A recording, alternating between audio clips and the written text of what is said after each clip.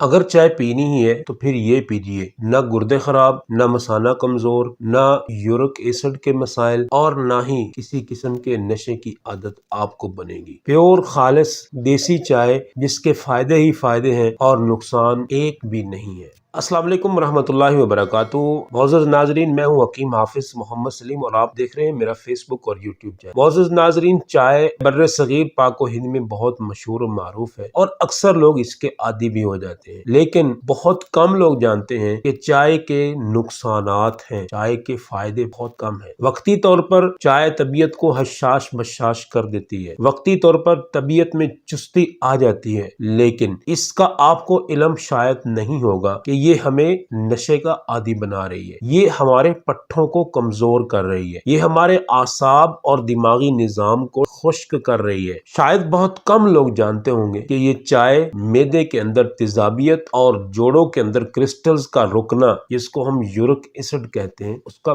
बहुत बड़ा सबब है। अगर आपने चाय पीनी ही है तो आज की वीडियो में मैं आपको एक बहुत अच्छी चाय का जो ऑर्गेनिक है, देसी है और तिब और हेल्थ के असूलों के एन मुताबिक है, आपको बताने जा रहा हूँ। सस्ती भी है और फायदे भी बेशुमार है। आपके मैदे का निजाम अच्छा हो जाएगा, पट्ठों को ताकत मिलेगी और सबसे बढ़कर आपका चेहरा साफ सुथरा और खूबसूरत और रंग क्लियर होगा, क्योंकि वो आपके निजाम हजम, आपके मैदा, आपका जिगर, यानी इन तमाम चीजों को साफ कर देती है। और फिर सबसे बड़ी बात कि जायके में भी वही है जो कि हम आम चाय इस्तेमाल करते हैं, बहुत थोड़ा सा फर्क है। चाय के अज्जा नोट कर लीजिए। नंबर 1, इसमें सिर्फ 4 अज्जा है, ये आप नोट कर लीजिए। नंबर 1 है गोरख पान। किसी भी पंसारी से आपको गोरख पान मिल जाएगी, 50 ग्राम। पुदीना 25 ग्राम। काली मिर्च 10 ग्राम। सब्ज इलायची, छोटी इलायची जिसे कहते हैं, 10 ग्राम। ये वजन आपने यही रखना है। इन तमाम चीजों को